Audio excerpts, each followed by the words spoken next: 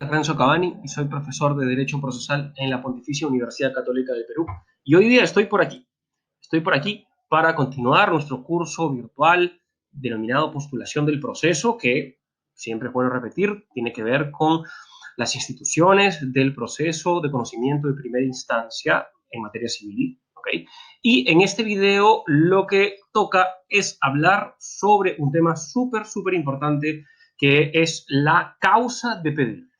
Ya hemos hablado en los videos anteriores sobre la demanda, sobre la pretensión, y ahora vamos a entrar al punto muy importante, uno de los elementos de la pretensión, denominado causa de pedir. Estamos pues aquí ya avanzando con nuestro curso y vamos a hablar sobre ese tema. Como pueden verse aquí, la causa de pedir tiene mucho debate en doctrina, por supuesto, pero no es esta la intención de problematizar sobre todas las teorías que se han dado sobre causa de pedir. Acá vamos a partir de una definición clara, que es una que comparte buena parte de la doctrina, y vamos a entender la causa de pedir como la razón objetiva de demandar, o más precisamente, el título jurídico que habilita a pedir lo que se pide. ¿Qué quiere decir esto? Quiere decir fundamentalmente que cuando yo formulo una demanda y realizo un pedido al juez, por ejemplo, quiero que se me indemnice por 1.000 soles, ese pedido debe estar sustentado en algo, porque yo no puedo simplemente pedir por pedir. Algo tiene que dar base a ese pedido, y ese algo, evidentemente, tiene que ser jurídico. No puede ser cualquier cosa en general. Tiene que ser algo que el derecho realmente reconozca, porque si es que yo estoy iniciando un proceso para que jurídicamente se me dé algo que, por ejemplo, la doctrina clásica denomina el bien de la vida, bien en términos latísimos, entonces es necesario de que eso que da base al pedido también esté sustentado jurídicamente. Exactamente por eso es que existe el concepto de causa de pedir. La causa de pedir es aquello que le da base al pedido. Entonces, vamos a entender aquí la causa de pedir paralelamente a la definición que hemos dado como un conjunto de hechos jurídicamente cualificados. Vean que esto no es algo antagónico a lo que se ha dicho hace poco. El hecho de decir de que la causa de pedir es la base del pedido, o sea, lo que sustenta el pedido, no estamos diciendo mucho. Cuando ya hablamos un conjunto de hechos jurídicamente calificados, ahí estamos hablando de algo mucho más preciso. Pero hay que tener dos tipos de advertencia cuando nosotros tenemos en cuenta esta definición. La primera es de que en la demanda no se alegan hechos puros y simples. Por ejemplo, no diré yo en la demanda que estornudé o que en todo caso yo pido una indemnización porque me miró mal. Suena muy raro, ¿cierto? Estornudar y mirar mal a otra persona no es algo que al derecho le interese, no es algo, no son hechos o no son circunstancias del mundo respecto de los cuales el derecho se ha apropiado. Lo que se alega en una demanda son fundamentalmente hechos jurídicamente calificados, y son hechos jurídicamente calificados porque el derecho les otorga una consecuencia jurídica. Esta consecuencia jurídica no se habría verificado en la realidad y es exactamente lo que nosotros queremos que se verifique, que se efectivice, y para eso estamos necesitando al juez. Piénsese, por ejemplo, cuando si alguien atropella a otra persona, se genera un derecho, digámoslo así, un derecho de crédito, un derecho al resarcimiento por cierto monto, que esto va a depender de unas determinadas características. El derecho dice de que quien causa un daño a otro debe indemnizarlo. Bueno, ¿qué es lo que ha ocurrido en este caso hipotético? A alguien le causó daño a otra persona, pero no le ha resarcido. Entonces, dado que no le ha resarcido, lo que corresponde es de que esto se ha dado en un proceso judicial, dado que no hubo un cumplimiento espontáneo de la norma jurídica. Exactamente, justo por esto es de que tenemos la siguiente advertencia, muy importante también. No solamente estamos hablando de hechos jurídicamente calificados, sino para ser mucho más precisos con la terminología, no hablamos de hechos simplemente, sino hablamos de alegaciones de hechos. Esto ya es una terminología consagrada en teoría de la prueba. ¿Por qué? Los hechos fundamentalmente son fenómenos que ocurren en la realidad. Sin embargo, lo que rigurosamente la parte lleva al proceso mediante su demanda y también, por supuesto, la contraparte mediante su contestación de demanda, no son propiamente esos hechos que en la realidad han ocurrido, sino son narraciones respecto de tales hechos, que pueden ser, por cierto, falsas o verdaderas. Eso va a depender de la prueba.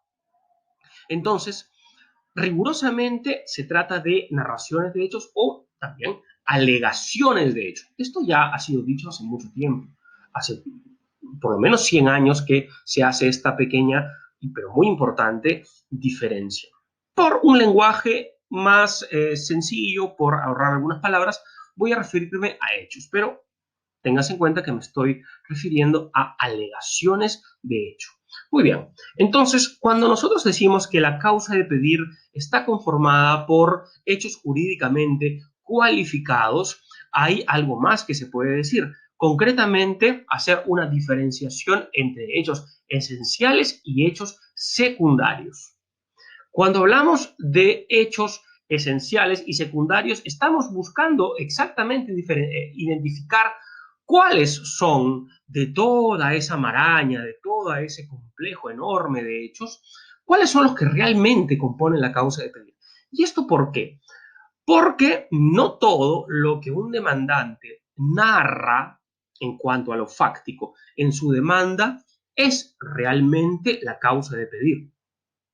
Cuando vayamos adelante en los videos, vamos a ver lo importante que es esto, porque más adelante vamos a ver de que una de las etapas más importantes del proceso es cuando la parte, conjuntamente con el juez, llegan a un acuerdo para identificar cuáles son los hechos respecto de los que el juez se va a pronunciar y, por tanto, respecto de los cuales habrá prueba o deberá actuarse una serie de medios probatorios.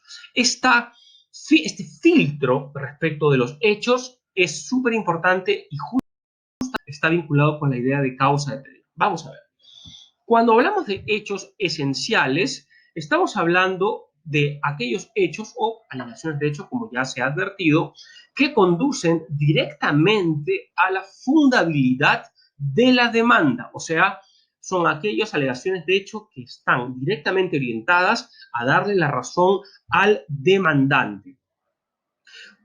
Como contraposición, los hechos secundarios no están directamente orientados a darle la razón al demandante, pero más bien lo que hacen es enriquecer, esclarecer los hechos esenciales y también, por supuesto, integran la narración fáctica total.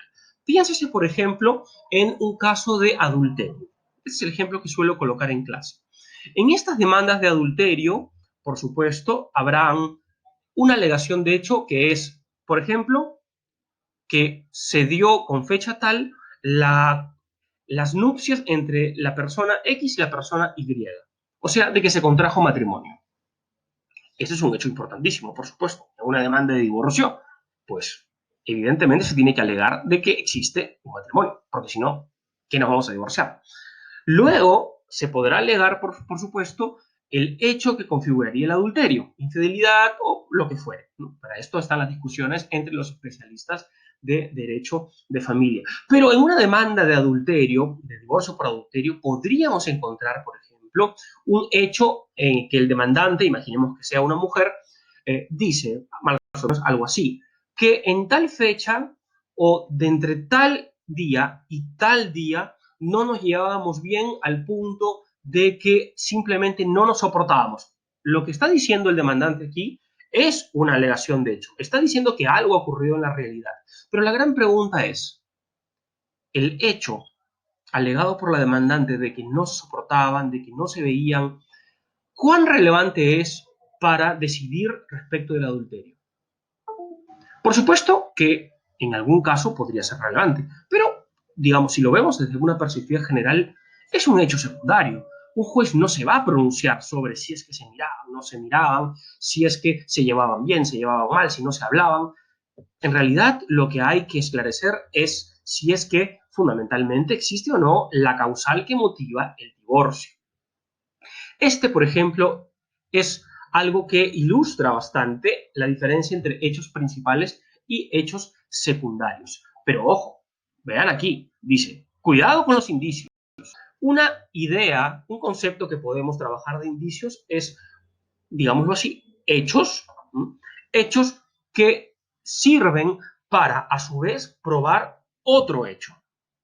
Cuando estamos hablando, por ejemplo, en el contexto de la prueba indiciaria, lo que se tiene es que se deben buscar probar una serie de hechos, a esto se le denominaría indicios, para que luego, vía un razonamiento presuntivo, pueda darse por probado otro hecho, al respecto del cual no podemos llegar de forma directa. Esto es fundamentalmente en lo que consiste la prueba así llamada indiciaria. Entonces, ¿para qué nos sirve esta idea? Nos sirve que aquellos hechos secundarios que sirvan de indicios, evidentemente, para poder probar los hechos principales, van también a configurar la causa de pedir. Entonces, para resumir, la causa de pedir es el conjunto de hechos jurídicamente calificados, específicamente todos aquellos hechos principales y aquellos hechos secundarios que configuren indicios. La gran pregunta es, pero ¿cómo se va a saber cómo descubrir la causa de pedir? Para esto es fundamentalmente esta palabrita que le he puesto en latín, pero ya la había mencionado antes. El tema decidendum o decidendum es precisamente la organización de la causa. Es, en primer lugar, delimitar el objeto litigioso del proceso. O sea, como diría, por ejemplo, mi amigo César Higa en algún artículo que escribió ya hace un buen tiempo, ¿sobre qué estamos discutiendo? Bueno, esa respuesta a la pregunta sobre qué estamos discutiendo debe partir por, primero, fijar los hechos principales y los secundarios que sean como indicios. O sea, fijar la causa de pedir, a la cual también va a tener que incorporarse aquellos hechos principales y los hechos secundarios que funcionen como indicios que han sido alegados por el demandado. Esto, por supuesto, se va a dar curiosamente luego de la fase postulatoria. Es lo que el artículo 468 del Código Procesal Civil Peruano denomina fijación de puntos controvertidos.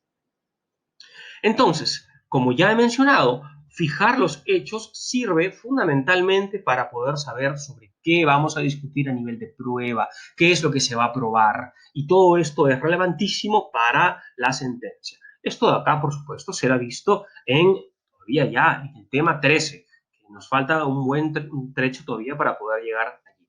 Entonces, alguien podría decir, wow, pero qué teórico, ¿no? Esto de aquí, ¿cómo se conjuga con las disposiciones y las normas de nuestro sistema jurídico? Pues en realidad tiene una conexión muy importante y está exactamente aquí, mis amigos y amigas. Un requisito de la demanda como acto jurídico, inciso sexto del artículo 424, es los hechos en que se funde el petitorio, vean, en que se funde, una cosa un poco extraña, ¿cierto? Pero se está dando a entender exactamente lo que estamos diciendo. O sea, son hechos que dan sustento al petitorio. Yo como juez no puedo dar la razón a un demandante si es que no me dicen qué se basa en lo que me está pidiendo.